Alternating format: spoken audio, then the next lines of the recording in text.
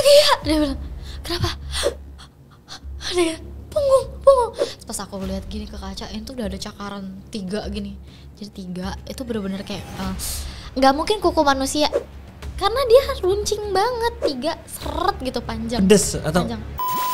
Misalnya lagu 1 nggak naik, aku akan coba lagu yang berikutnya tuh kayak yang beda dong, jangan sama dong. Kalau sama terus nanti ya ini nggak naik, ntar ini nggak naik lagi gitu kan. Aku coba cari, nggak berhasil. Jadi selain si krisis genre musik aku juga krisis jati diri. Dalam artian orang nggak tahu aku penyanyi.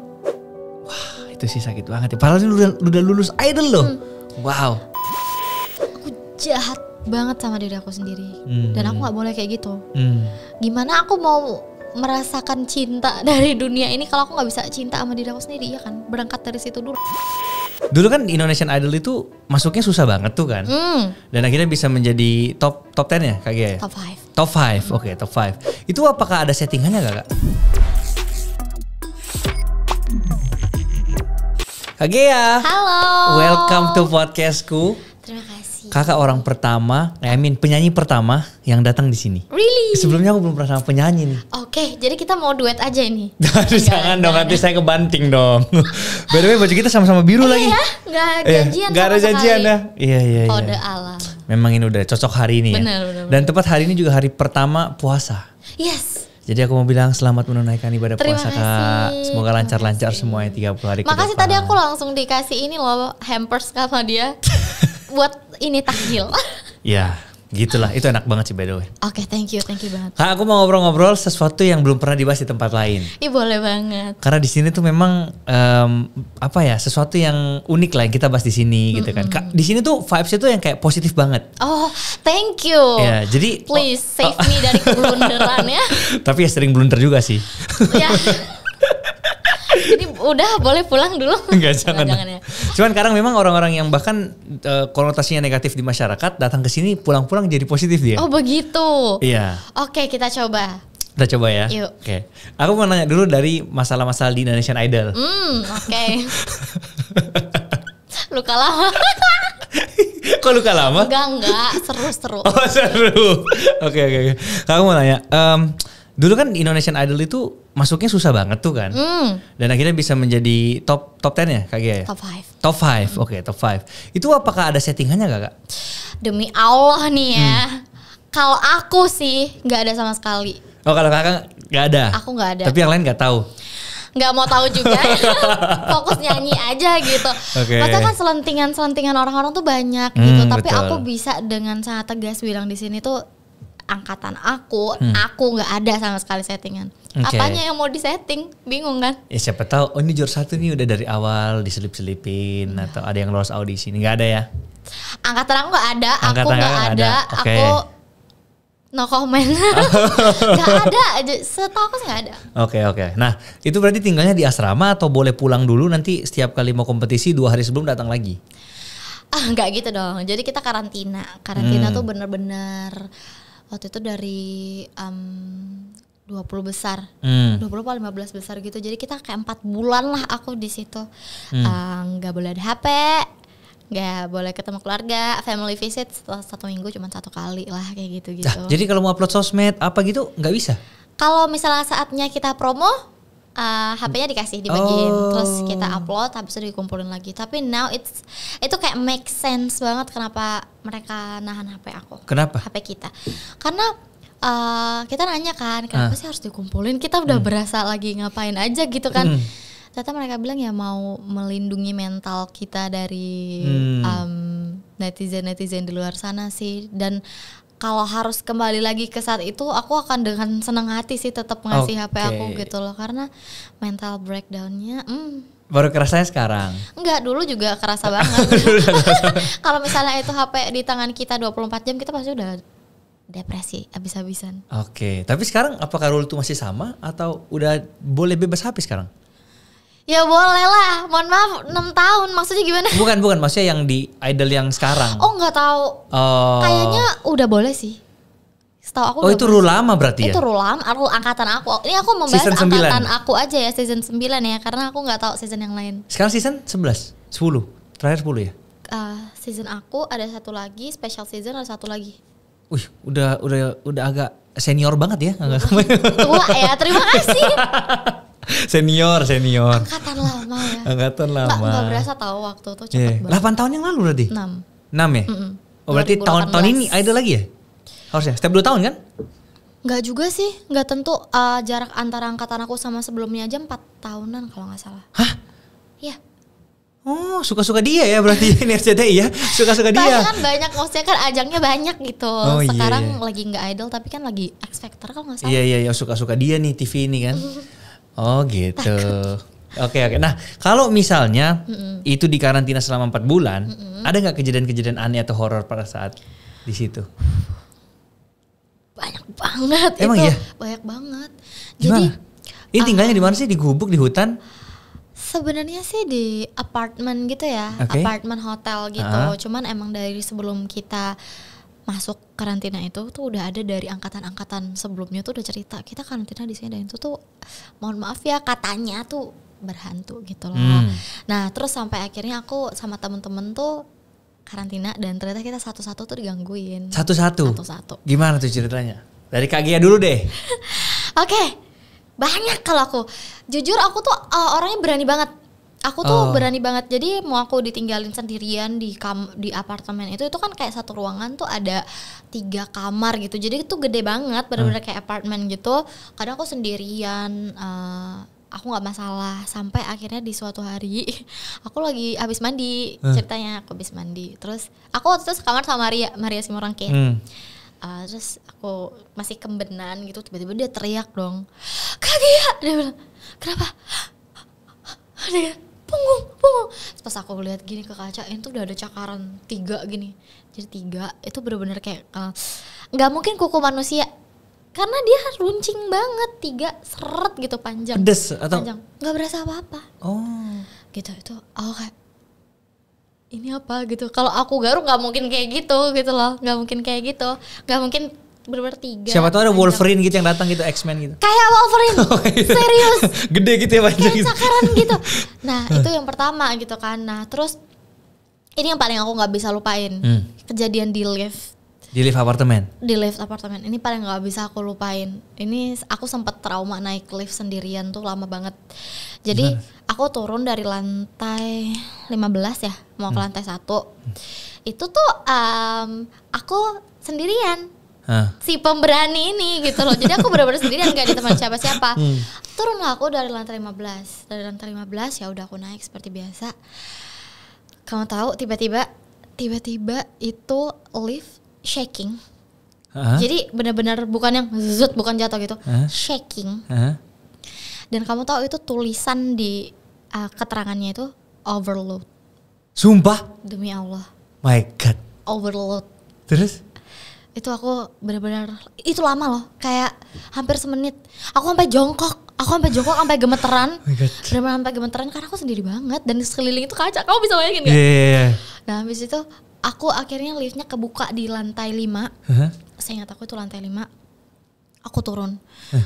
Aku gak berani masuk lagi ke lift. Tapi itu lorong. Dan lorong itu serem banget. Dan itu aku sempat dengar selentingan kayak ini di lantai 19 ada yang meninggal kesetrum. Lantai 21 ada yang lompat. Yang kayak gitu-gitu kan. Aku udah bingung banget tuh, di lorong aku ketakutan. Di lift aku ketakutan juga. Akhirnya aku turun tangga emergency, habis itu aku turun, udah nyampe bawah, teman-teman aku pada di lobi semua kan, aku langsung blek, aku duduk di lantai, teman-teman aku langsung datang ngerumunin aku, kenapa, aku ceritain, terus aku masih gemeteran tuh, terus akhirnya aku harus balik lagi ke atas kan, nah adalah satu teman aku namanya Mona, nah dia ini, ya udah dia bilang ya udah sini biar aku temenin, sini kakak Mona temenin, dia bilang kayak gitu, nah ada 4 lift. 1, 2, 3, 4. Aku tadi naik lift yang ini. Terus sekarang aku naik lift yang ini nih sama si Mona. Dia bilang, udah tenang, gak ada apa-apa. Naiklah aku berdua sama dia di lift. Kamu tahu aku naik lift yang berbeda. Sama lagi? Kejadiannya sama. Overload lagi? Itu lift shaking lagi. Itu si Mona bener-bener sampai Tuhan Yesus berkuasa sampai kayak gitu. Sumpah dari Yesus berkuasa sampai kayak gitu. Aku udah karena aku udah bilang, aku udah sampai kayak gitu. Saking aku kan ketakutan banget gitu. Dan itu dia takut nih kalau nggak percaya nanti tanya Mona deh gitu. Beneran itu sampai kita akhirnya naik, dia sampai trauma juga akhirnya, dia juga shock. Itu 2 kali kamu bayangin kalau misalnya emang liftnya ya under maintenance atau emang rusak, itu pasti 1 lift doang. Tapi ini aku pindah lift, kayak apakah aku ketempelan? Gitu. Ya, gila ya. Soalnya overload loh. Iya. Kok bisa ya kayak 2 gitu ya? kali. Aduh, semoga itu gak menimpa aku sih. Jangan sampai. Dan diantara yang lain ada gak cerita yang paling serem? Paling serem atau tuh lift udah yang paling serem lah ya? buat aku sih itu lift paling serem ya. Sih. Tapi teman aku tuh ada yang ini, dia latihan nyanyi di pinggir kolam. Kesurupan? Enggak kesurupan. Dia nyanyi di pinggir kolam, tapi itu maghrib ya, si pinter.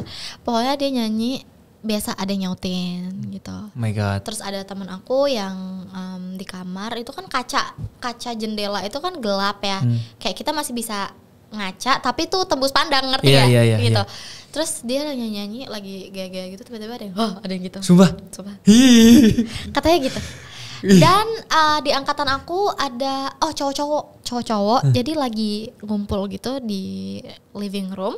Kamu tau gak sih saklar kipas angin tua yang masih diputar gitu? Tak kipas angin tak AC kayak gitu. Mereka lagi duduk gini. Tiba-tiba tuh saklar lompat, tek, terbang ke mereka. Mereka langsung bubar lari. Wah, I see. Oke. Kenapa ya? Maksudnya itu orang udah tahu bahwa ini gedung agak, maksudnya ya berhantu gitu, tapi dipakai terus sampai sekarang kali. Apa udah ganti mereka ya? Kerja sama kali ya, tapi kayaknya sekarang udah enggak sih. Oh, sekarang udah ganti. Abis angkatan aku kayaknya udah enggak. Udah ganti. Iya, soalnya rada serem juga sih. Sepertinya serem sih. Nah, tapi kalau misalnya dikasih makanan atau minuman di karantina itu apakah yang bergizi biar suaranya terus bagus? Gak boleh minum air es.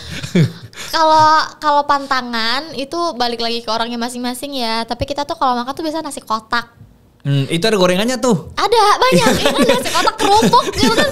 Kerupuk, gorengan, ada aja gitu, tinggal tergantung mau makan apa gitu. Jadi mereka nggak kontrol sampai di situnya lah ya. Enggak lah, kita kan udah gede, udah tahu lah yang mana yang baik, yang mana yang harus dihindari. Oke. Pada saat keluar dari Idol hidup berubah, atau sebenarnya keluar dari Idol biasa aja dulu sampai keluarlah jiwa yang bersedih baru tiba-tiba berubah tuh? Berubah kayak jauh kebalik, dunia aku kebalik setelah Idol dan setelah jiwa yang bersedih itu dua-duanya kebalik lagi. Oke, jadi Idol pun udah kerasa banget dong. Aku sempet shock karena kita kan di karantina kita nggak tahu apa-apa gitu. Kita nggak tahu ini orang nonton kita nggak sih gitu loh. Nah mungkin karena orang tuh dulu kangen kali ya sama Idol, udah lama nggak ada, jadi begitu ada, menurut aku sih lumayan hype ya. Nggak tahu kalian yang di luar ngelihatnya gimana gitu. Karena aku waktu itu masih di Amerika tinggalnya. Oh gitu. Aku nonton tapi. Really? Iya, saking hype-nya. Oke, thank you. Aku nonton. Nah jadi pas kita di karantina itu kita sempat ada beberapa kali tuh meet and greet kan. Masih di karantina meet and greet ke mall gitu. Wah, gila banget respon orang-orang gitu loh. Dan kita sampai punya fanbase yang menurut aku segininya. Gia always. Iya makanya Gia always. Segininya aku gitu. Maksudnya kan bukan cuma aku, teman-teman aku juga pada kaget. Ternyata kita di luar hype juga ya, hype banget ya gitu. Nah kaget dong. Maksudnya sekarang kemana-mana udah nggak punya privacy. Kemana-mana akan dikomentarin A sampai Z. Mau suara, penampilan, attitude, segala macem tuh udah dikomentarin. Itu aja udah berubah banget kan. Terus nyampe ke sini mulai berasa lagi ternyata pertarungan yang sebenarnya itu bukan di Idol. Betul. Tapi setelah itu gitu loh. Nah nyampe aku di sini, nyampe aku rilis lagu yang menurut aku itu peak aku, ngebayanginnya aja aku udah capek lagi, kayak banyak banget yang dilaluin. Maksudnya capeknya ini dalam apa nih? Mental, fisik atau apa yang? Mental, fisik, semuanya. Padahal kan sebenarnya kalau lagunya booming kan otomatis uang lebih banyak, job lebih banyak. Apa? Nyampe ke booming itu susah banget. Betul. Dapetin lagu yang booming itu satu di antara 1000 gitu. Ini yang menarik. Ini yang orang mungkin nggak tahu ya. Kayak mereka ngelihat Lyodra, Tiara itu kayak gampang banget bikin lagu booming, bikin lagu booming. Akhirnya semua orang mau jadi penyanyi gitu loh. Aku tuh biasa pernah bikin lagu Kak. Oh iya? Kakak gak tahu kan? Karena memang gak terkenal. Tapi belum tentu loh. Siapa tahu beberapa tahun lagi dia meledak. Oh bisa kayak gitu juga ya? Bisa banget. Cuman aku waktu itu bikin lagu karena memang pure suka sama dunia music. Okay. Aku juga nyanyi. Terus aku juga sempat pelayanan di gereja, nyanyi juga gitu kan. Jadi ini sebuah hobi lah. Kalau di kamar mandi aku suka nyanyi di mobil gitu-gitu kan. Nah terus akhirnya aku bikin lah 2 lagu ini kan. Nah banyak orang nggak tahu bahwa buat lagu tuh mahal loh. Dan susah ya. Mahal loh. Jangan pikir cuma nyanyi doang, terus record masuk. Enggak, itu di mixing itu bayar juga produsernya, belum MV-nya. Mahal loh itu. Betul-betul banyak yang nggak tahu itu jujur. Aku aja bikin satu. Ini kakak boleh komentarin aku ya, ini kemahalan gak ya? Okay. Pokoknya total semuanya ya, dari awal kosong banget sampai jadi MV, aku buang 50 juta. Itu murah? Itu standar. Oh itu standar kan? Nah, malah biasa kalau sampai MV itu, kalau anak-anak major label ya bisa sampai 100-200. Nah itu yang lagu. Mereka gak tahu tuh. Jadi aku udah gak bakar 100 juta guys, untuk 2 lagu yang gak ada masuknya sama sekali. Baru AdSense kecil. Belum. Ya kan? Itu loh. Nah ini sekarang aku butuh denger dari Kak Gia-nya langsung nih yang sekarang udah merasakan berkecimpung lah ya. Iya udah di industri ini, dan prosesnya sesusah apa sih Kak sampai Jiwa yang Bersedih muncul gitu? Susah banget. Jadi kebetulan aku anak major label ya. Jadi aku udah lumayan terbantu lah ngurusin kayak agregator gitu-gitu. Maksudnya naikin di streaming platform. Kamu gimana waktu itu ngurus sendiri? Aku sendiri. Gokil. Aku belum kenal sama sekali penyanyi, dan ini kayak kejadian 4 tahun yang lalu lah. Jadi tapi kamu naikin di DSP atau cuma di YouTube? Ada di Spotify gitu-gitu juga gitu. Gokil. Tapi yang nonton kalau MV-nya 200 ribu lah. Lah itu lumayan banget. Ya lumayan lah. Lumayan. Bagus lah, bagus. Ya. Cuma kan kayak ya kan biasanya kan sampai puluhan juta gitu. I see, ini kayak ya standar aja lah. Oke. Gitu. Nah di major label itu, kalau kita anak-anak major label biasanya dari tahap pemilihan lagu dan segala macamnya itu tuh banyak banget tuh prosesnya. Harus di ACC dulu, sama ini harus approval ini, approval itu. Nah sampai akhirnya nanti misalnya udah dapat lagunya, kita ini dulu workshop dulu sama produsernya, habis itu recording dan segala macam bla bla bla bla bla bla. Udah sampai kalian udah capek banget tuh photoshoot, bikin music video, videonya naik, semua naik lagunya. Belum tentu lagu kalian didengar orang guys. Yang nonton biasanya cuma dikit banget. Dikit banget, kayak down lagi kita, aduh gimana nih. Iya bener, kayak MV aku ada yang ya cuman berapa puluh ribu, bahkan berapa ribu, atau itu ada gitu. Dan aku udah melakukan itu 6 tahun, 10 apa 11 lagu itu nggak ada yang naik. Kau bisa bayangin? Itu pasti mau nguploadnya pun deg-degan kan, kayak ini mau lagu baru lagi nih, gimana kalau kita udah marketing terus gak naik lagi, gitu kan? Awalnya excited, begitu rilis, ternyata biasa-biasa aja ya respon orang gitu. Bahkan nggak didengar ya. Itu titik drop, sedrop-dropnya tuh biasanya di situ. Serius, karena kita kan kalau kita mau berkarya itu pasti kita excited gitu. Iya. Nih aku udah siapin yang terbaik gitu. Ternyata balik lagi ke selera orang-orang. Belum lagi kalau komentarnya jelek dan segala macam kayak gitu-gitu.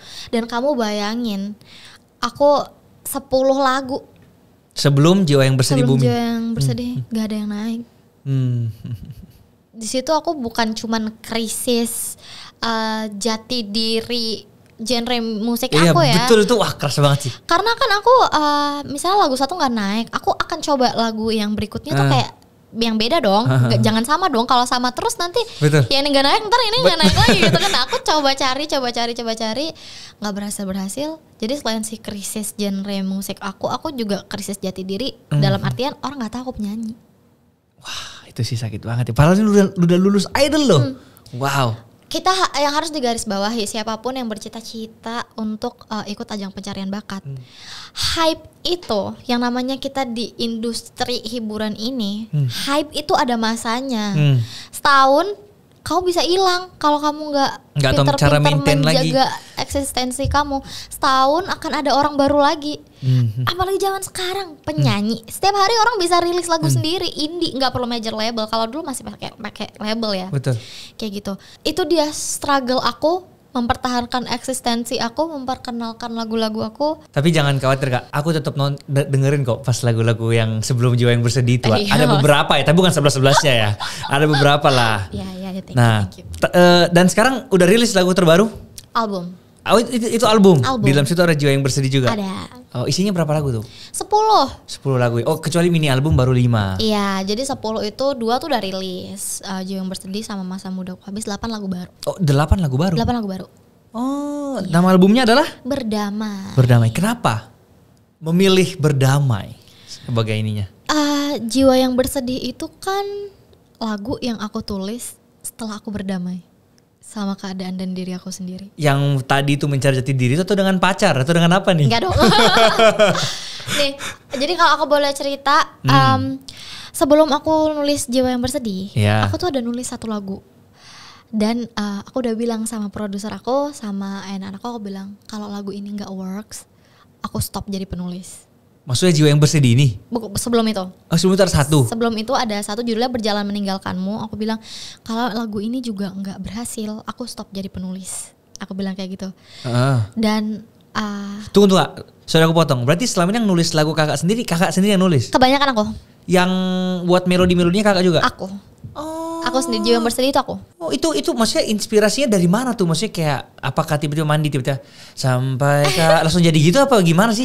Sering kayak gitu, iya. Sering kayak gitu ya? Sering kayak gitu di kamar mandi, di pesawat, aku lagi naik motor gitu. Tiba-tiba ya? Tiba-tiba sering datang. Soalnya penyanyi yang aku nanya itu kebanyakan jawabnya sama gitu semua. Iya.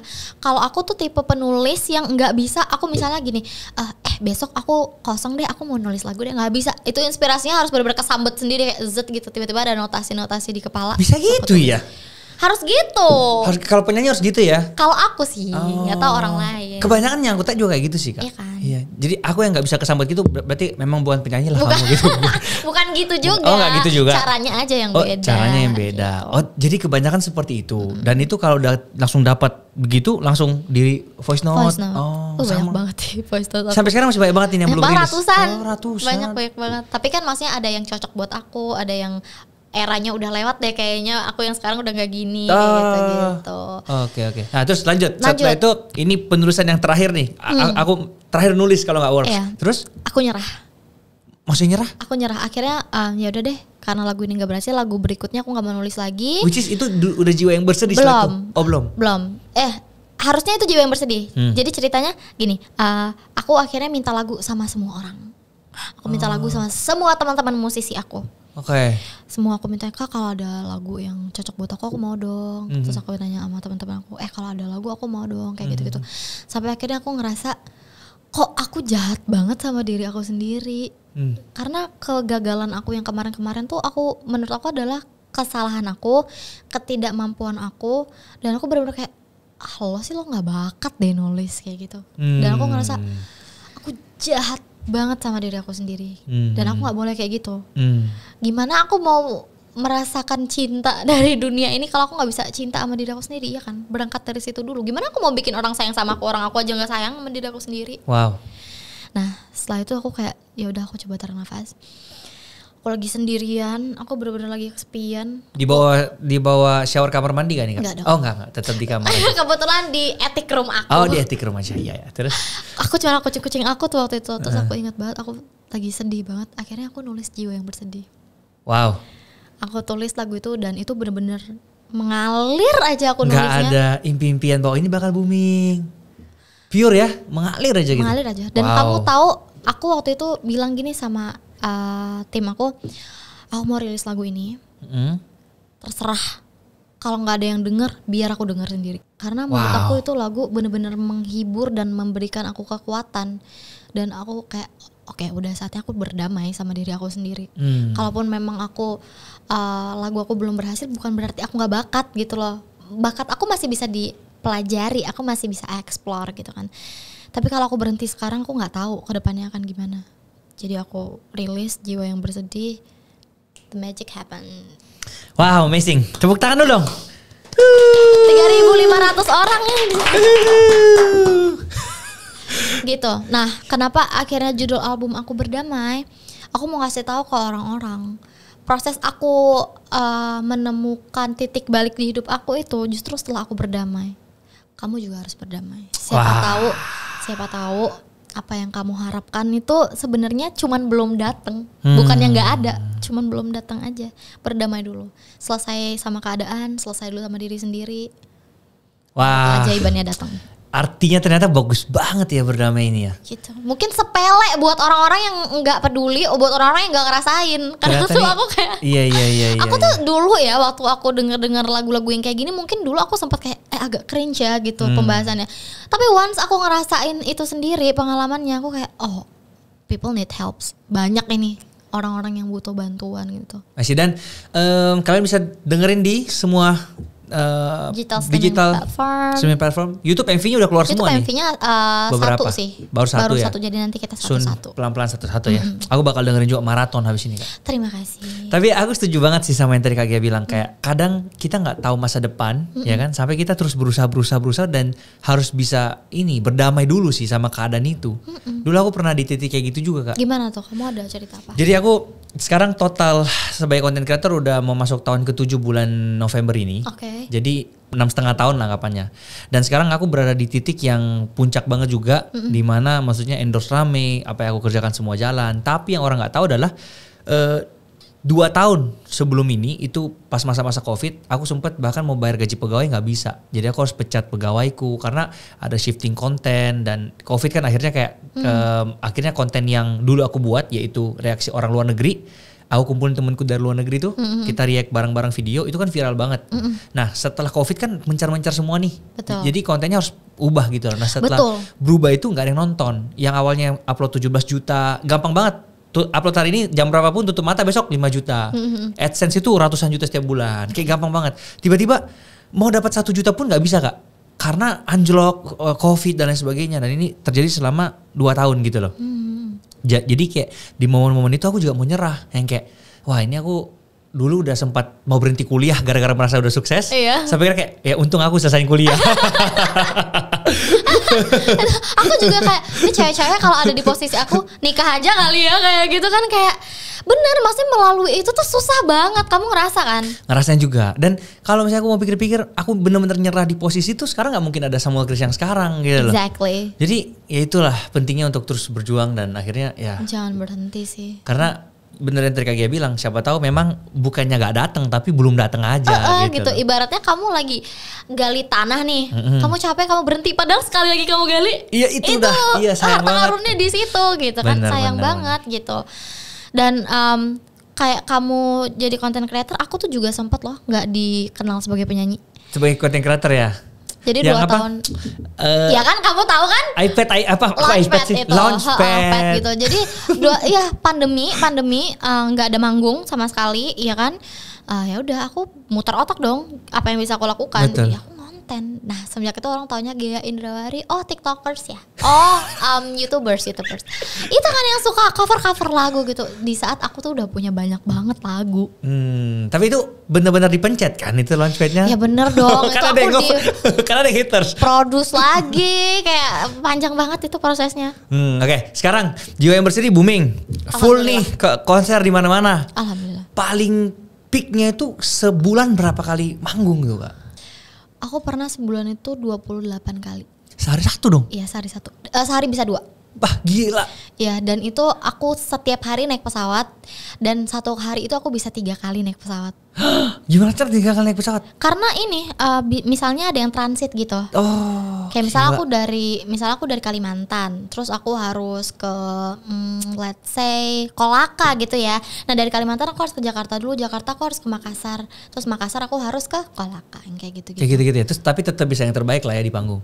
Iya karena aku happy sih kayaknya. Ya? Banyak banget teman-teman aku yang nanya, gila gue aja sebulan 20 kali itu udah infus terus gitu. Terus lo gimana Ge? Menurut gue happy sih. Aku bilang kayak gitu. Jadi bener-bener gak ngerasa capek. Tim aku tumbang gitu. Aku alhamdulillah sih.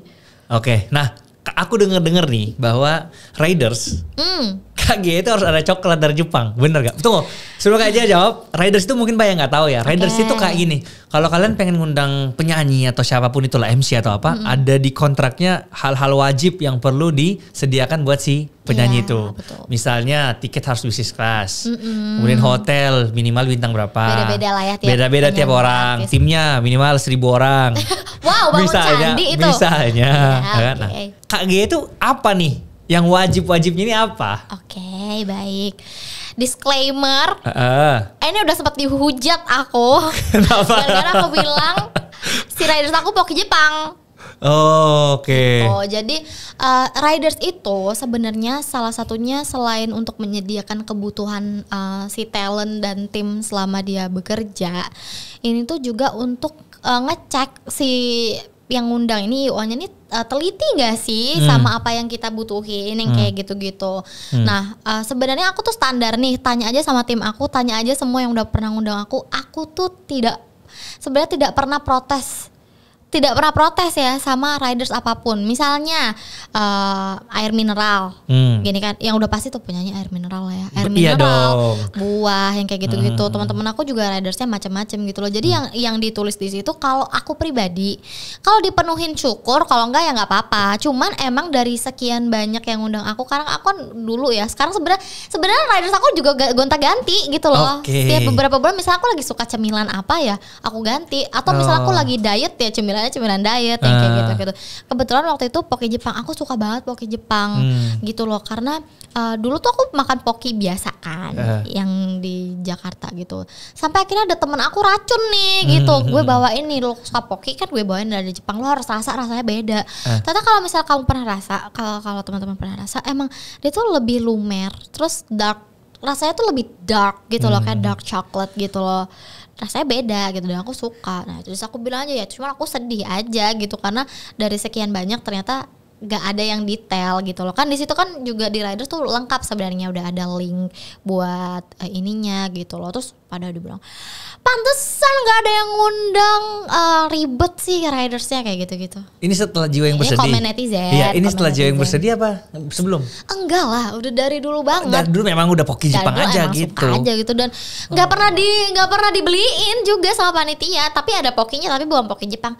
Dan kamu mau tahu nggak sih, the truth is, aku nggak selalu makan gitu loh. Jadi itu riders yang ada itu biasanya buat tim aku. Apalagi kalau misalnya aku mau manggung tuh aku nggak bisa makan karena perut aku nggak enak, kayak begah aja gitu kalau mau manggung gitu. Jadi tim-tim aku kadang aku even udah nggak ngecek lagi gitu loh. Cuman kebetulan kalau misalnya aku lagi pengen ngemil deh, ya pokoknya bukan Poki Jepang gitu. Jadi sebenarnya aku nggak serewel itu. Orang aku pernah nggak dapet ruang tunggu, aku harus prepare di tempat wudhu, hotel kayak gitu, makeup di jalan, makeup di mobil, yang kayak gitu-gitu. Jadi santai aja sih sebenarnya. Bukan yang kayak harus ada PS5 ya, jadi kalau capek main gitu. Oh, enggak dong. Karena ada loh penyanyi yang PS5 salah satunya. Sumpah. Disewain ada. Coba dong. Aduh nantilah di belakang. Ini di belakang. Sam, aku tuh takut Sam, terlalu banyak minta. Aku nih siapa? Kayak kecuali aku nggak tahu lah ya, kalau ada yang udah kelasnya diva mungkin boleh lah ya banyak mau. Kalau aku gitu, cuman aku ya emang ya tetap ada riders tuh tetap ada, cuman kan emang nggak selalu ini, selalu harus dipenuhin. Kakak kalau manggung itu masih deg-degan nggak? Masih dong. Oh masih banget. Walaupun setiap bulan 28 kali tetap deg-degan. Masih, karena gini, setiap panggung itu tuh punya apa ya, event tuh kan beda-beda. Apalagi aku tuh alhamdulillahnya aku all around. Jadi event aku bisa nyanyi di gathering, aku bisa nyanyi di pensi, aku bisa nyanyi festival, wedding gitu. Nah setiap kali aku nyanyi itu treatmentnya juga harus beda-beda dong. Kalau misalnya aku nyanyinya di wedding, nggak mungkin aku urak-urakan, jingkrak-jingkrak ngereok, nggak mungkin kan gitu. Tapi kalau di wedding itu tetap nyanyi lagu Jiwa yang Bersedih gak? Tetap. pengantinnya tetap request. Serius? Ini lagu sedih loh gitu. Gak apa-apa. Astaga. Karena aku juga dulu waktu aku sebelum aku di industri kan aku udah nyanyi juga kan. Kalau di wedding aku make sure itu lagunya cuma berisikan lagu-lagu cinta dan yang positive vibes gitu. Terus sekarang lagu aku Jiwa yang Bersedih. Terus orang wedding tetap minta Jiwa yang Bersedih. Oke, unik ya. Kok kayak gak apa-apa kak gitu, bawain aja gitu.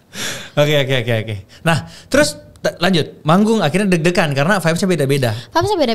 Apa yang masa the whole concert atau manggung tetap deg-degan? Mungkin detik-detik awal kali. Oh ya, detik-detik awal biasanya iya gitu. Kalau udah tengah-tengah biasa udah cair tuh gitu. Kalau udah nginjekin stage udah dapet ininya, energinya penontonnya. Apalagi kalau penontonnya tuh seru gitu ya. Itu salah satu kekuatan penyanyi juga sih buat teman-teman. Kalau misalnya nonton konser, make sure kalian datang itu udah dalam posisi kalian siap untuk konser. Kalau misalnya masih ada banyak pikiran, terus juga kalian kayak ini lagu apa sih nggak tahu, itu kalian rugi sendiri. Kalian beli tiket terus kalian cuman ngangong-ngangong, itu rugi banget. Jadi kalau udah datang pastiin vibes-nya udah mau konser, kalian ya tahu nggak tahu lagunya nikmatin gitu. Jadi kalian juga nggak rugi datang ke konser. Benar. Tapi pernah fail gak Kak? Kayak misalnya Keisha gitu yang viral gara-gara yang falas gitu. Pernah lah. Tapi kok gak pernah jadi headline Gia ini fals gitu, gak ada? Gak ada yang ngerekam kayaknya. Penonton aku datang bersedih kayaknya semuanya. Lupa lirik. Kalau lupa lirik gimana tuh cara untuk menanggulanginya? Ketawa aja sih. Oke, sorry gitu. Aku pernah loh lagu aku lama banget emang gak aku bawain gitu. Dan itu lagu duet. Dan part pertama bukan part aku. Terus aku nyanyi, aku lupa liriknya apa tuh. Aku kayak stop, bentar, liriknya apa? Aku nanya, untuk ada teman-teman fanbase aku datang, liriknya apa ya gitu. Untung mereka inget. Oh, jadi berinteraksi aja dengan penonton. Iya, kadang aku sampai stop sih, minta ulang gitu. Santai aja sebenarnya kalau udah di atas panggung tuh, itu tuh udah kayak playground sih buat aku gitu. Jadi sebisa mungkin aku enjoy sama apa yang ada di panggung, mau duduk, mau lesehan, mau ngapain gitu. Berarti kalau ada salah pun ya udahlah ya. Beda cerita kalau Keisha kan memang dicari-cari kapan nih dia falas lagi gitu. Pas udah gak falas turun namanya. Jahat banget. Itu semua penyanyi tuh bisa mengalami itu loh. Tapi kenapa dia doang ya? Maksudnya sampai dihujat segitunya ya? Kasian juga sih sebenarnya. Apa karena berkali? Enggak, menurut aku terlalu viral aja sih lagunya gitu. Jadi semua orang benar-benar pay attention gitu loh. Iya. Oke. Terus satu nih attraction yang aku sangat-sangat yang barusan aja sih aku lihat dari postingannya Stanley Howe. Oke. Itu dia juga temanku sih. Aku lihat, Oh really? aku mau undang KG ini minggu depan. Tapi kenapa dia posting ya? Iya. Itu memang salah satu gimmick itu wajib kayak gitu, ngundang cowok digoda-goda gitu ya Kak. Oh itu kebetulan karena aku waktu dari Idol tuh kan aku nyanyi akad tuh, lagu akad. Terus setelah itu kalau misalnya aku manggung, biasanya di lagu akad itu memang aku narik cowok satu sih gitu. Memang emang treatmentnya lah ya kayak gitu. Terus kebetulan waktu itu di Surabaya gitu kayak nggak asing nih muka gitu, ada hal nih, udah aku tarik aja. Sebelumnya udah kenal gitu. sama dia? Sebelumnya kayaknya kita kenal-kenal di sosmed sih. Oh gitu. Terus akhirnya How aja deh daripada yang random gitu ya? Iya, aku juga suka sama konten-kontennya dia kan, aku lihat gitu. Terus pas ada dia, ya udah aku tarik aja. Tuh orang-orang juga pasti tahu dia kan, biar seru aja gitu. Tapi apakah di setiap konser ada gimmick itunya? Tergantung lagu sih sebenarnya. Kalau itu kebetulan aku bawain lagu akad karena memang akad kan gitu sama cowok gitu.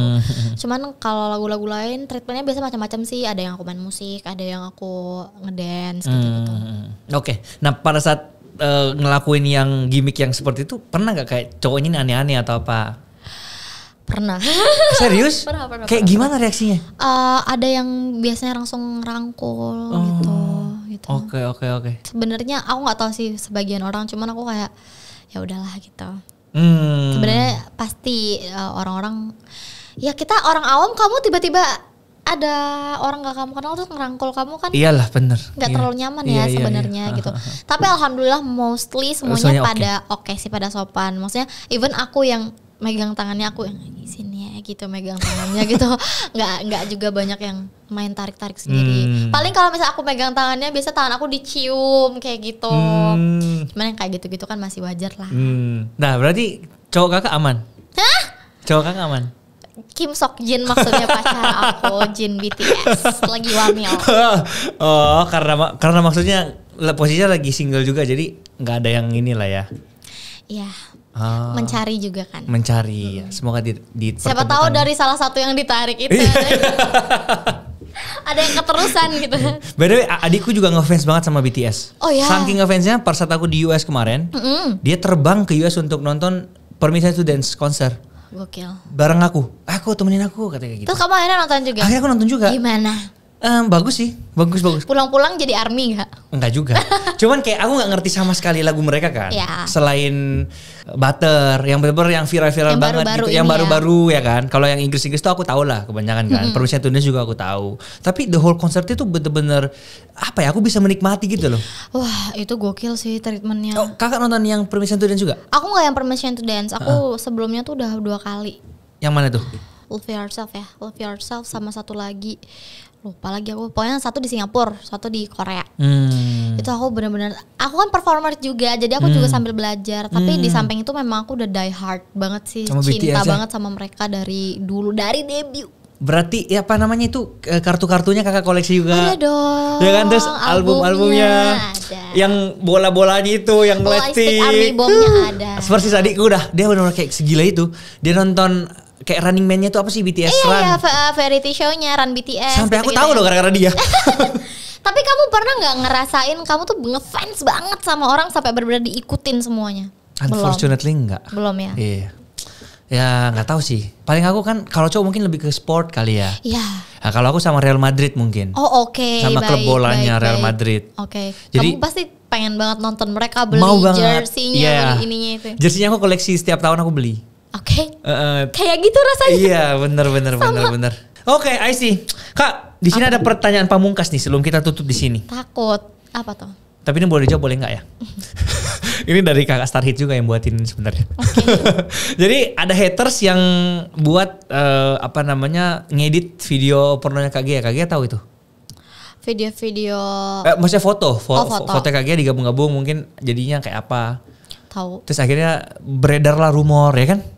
Padahal itu fake kan sebenarnya. Fake lah itu. Nah itu gimana maksudnya tanggapan Kak Gia pas pertama kali tahu kayak kurang kerjaan banget nih orang, pengangguran kali. Ya emang maksudnya gini loh, korban tuh sebenarnya bukan cuma aku ya. Banyak orang Banyak banget. Even dalam satu akun misalnya ada yang ngaduin ke aku, ternyata teman-teman aku tuh juga banyak yang jadi korban kayak gitu loh. Okay. Cuman kan kayak mungkin dari kitanya karena memang ngerasa bukan kita. Jadi kayak ya udah, kenapa nggak usah dipusingin lah gitu intinya. Dulu aku sempat banget sampai mau ambil tindakan hukum kayak gitu, konsultasi, aku udah sampai lapor apa segala macam. Terus kita udah ketemu orangnya, akhirnya ya udahlah gitu. Jadi itu bukan jadi masalah ini lah ya. Lebih bingung kalau buat lagu nggak naik ya. Iya, makanya lebih banyak lagi masalah yang harus kita pusingin gitu daripada itu. Bener. Nah, sorry Kak. Sebenarnya aku udah mau close, cuma tiba-tiba aku ada pertanyaan lagi. Masalah hak cipta. Hak cipta. Nah ini kan yang lagi rame dibicarakan orang kan, kayak si Andre Taulany nggak boleh nyanyiin lagu apa karena hak cipta apa. Kenapa sih maksudnya tiba-tiba jadi hak cipta ini ribet banget akhir-akhir ini? Jadi hak cipta itu kan bentuknya royalti ya buat si penulis lagu. Kamu tuh pasti banyak banget tahu lagu-lagu yang booming banget, tapi kamu belum tentu tahu penulisnya siapa. Iya betul. Nah kalau si artis, si penyanyi ini, mereka udah pasti akan dapetin pundi-pundi itu dari hak mereka perform. Misalnya dari mereka manggung, pasti mereka dapat fee-nya. Dari mana dapat fee-nya? Nah si pencipta ini sebenarnya punya hak untuk dapat royalti itu. Cuman karena memang biasanya IO tuh banyak yang nggak peka dan nggak ngurusin itu ke publisher. Jadinya banyak pencipta lagu yang akhirnya nggak dapat apa-apa padahal lagunya viral banget gitu. Ya gimana pun juga karya itu kan juga investasi ya.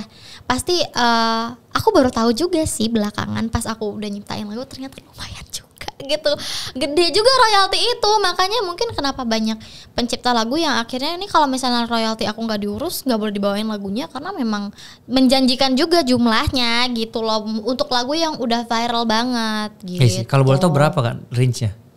Puluhan lah. Padahal yang manggung orang lain penciptanya dapat puluhan tuh. Setahun ya. Setahun. Kayak start from, tapi ini buat lagu-lagu yang memang udah viral banget sih gitu. Lumayan ya. Tapi lagu yang kecil-kecil juga kayak lumayan kan, itu tuh dapatnya kalau pencipta lagu dapatnya banyak banget saya. Misalnya kamu karaokean, terus lagu kamu diputer di karaokean, nanti kamu dapat di collect juga iya. Loh kalau penyanyi kafe? Penyanyi kafe yang kayak live music gitu kan gimana kita nge-tracknya banyak banget. Live music itu biasanya agak susah sih gitu. Nah cuman kalau misalnya kayak event misalnya kayak gathering atau apa ya, IO-nya wajib ngelaporin itu, ngebayarin haknya si pencipta lagu. Itu dia masalahnya. Kalau pencipta lagunya sejahtera mah juga pasti diizinin aja sih, gitu. Betul. Nah makanya kalau misalnya aku cover lagu, aku pasti titip sama IO-nya kayak tolong ya yang ini lagunya ini apa namanya si royaltinya dibayarin. Cover lagu juga kita harus bayar. Kalau misalnya di IG yang nggak dapat duit? Kalau Instagram mungkin kan itu nggak masalah kalau nggak diuangkan, kan kalau nggak dimonetize tuh nggak masalah. Cuman kalau kayak YouTube, Ya. karena ini baru terjadi sama aku kemarin. Gimana Jiwa tuh? yang bersedih itu di DSP di Spotify itu banyak banget kan yang cover, tapi mereka tuh ngeganti nama penulisnya, ngeganti nama mereka sendiri. Akhirnya rugi banget. Udahlah, itu bikinnya pasti pakai modal, terus harus di take down, terus harus bayar penalti lagi, dan penaltinya tuh MM-an. Wow, jadi jangan Kalau sampai yang ya. itu udah bukan sama talentnya, udah bukan sama aku urusannya, udah sama publisher gitu. Jadi aku juga nggak tahu apa-apa. Kalau misalnya nggak dimonetize sih, izin sama aku pasti aku kasih. Gitu. Dan ini under Star Records ya? Hits Records ya. Oh, berarti kakak nggak ikut ke yang deretannya yang Universal kehapus lagunya gara-gara nggak ikut. Karena aku Selamat ya. Selamat. Itu banyak banget loh. Itu aku juga shock sih. Aku pun juga kayak lagu-lagu, wih kok kemute nih video. Iya, kemute semua. Aku juga banyak banget. Tapi ya udahlah. Semangat. Tetap masih bisa bikin berkarya konten yang baru aja lah ya. Iya, alhamdulillahnya aku masih bisa pakai kan. Jadi teman-teman kalau mau konten pakai lagu aku, ada 8 yang baru. Ada yang lagi viral juga sekarang tuh. Apa tuh? Bucket List kan? Oh iya, itu lagu 3 tahun yang lalu. Yang lagi naik banget sekarang juga. Karena kontennya lucu banget, itu konten bucin. Kamu kalau perhatiin tuh orang pacaran gitu. Terus aku kayak tutorial ngegulung bumi ada nggak nih, kayak lucu banget orang-orang. Berarti memang TikTok ini sekarang bisa menjadi salah satu sarana yang tiba-tiba membumingkan lagu ya? Menurut aku iya sih. Karena banyak lagu yang kita nggak tahu nih ya kan, rilisnya kapan apa. Cuman di repost sama orang tiba-tiba booming banget. Iya, benar banget. Kayak lagunya si Keisha itu yang tak ingin usai kan sebenarnya dari TikTok. Yang gara-gara Kang Emil itu kan awalnya yang anaknya itu tiba-tiba viral banget gitu. Mungkin kayak si Charlie Puth itu idenya juga bagus. Yang dia main musik-musik di TikTok dulu. Bener. Kamu jangan jauh-jauh, Jiwa yang Bersedih juga naiknya di TikTok. Iya sih. Kayak kebantu banget gitu. Mungkin karena ini lagi eranya TikTok gitu betul, loh. betul. Jadi memang banyak banget lagu-lagu yang naiknya tuh awalnya dari konten-konten di TikTok ini. Lagi pula tuh menurut aku juga seru karena lagu-lagunya dipakai buat jadi back soundnya konten-konten yang kita tuh nggak cuma denger lagunya, tapi kita juga bisa lihat konten orang. Betul. Gitu loh. Jadi menurut aku salah satu marketing lagu zaman sekarang TikTok. Sangat baik sih di TikTok gitu. Oke lah Kak, kalau gitu thank you ya udah main-main kesini. Semoga teman-teman bisa belajar banyak hal dari percakapan kita berdua hari ini. Semangat terus Kak. Next konser kapan? Next konser ini ada sih bulan ini. Bulan ini? Gak tahu tanggalnya. Baru mau dibantu promosi juga. Nanti dicek aja di Instagram. Di Instagram. Aku update. Oke, sukses terus Kak. Thank you Sam, sukses. Bye.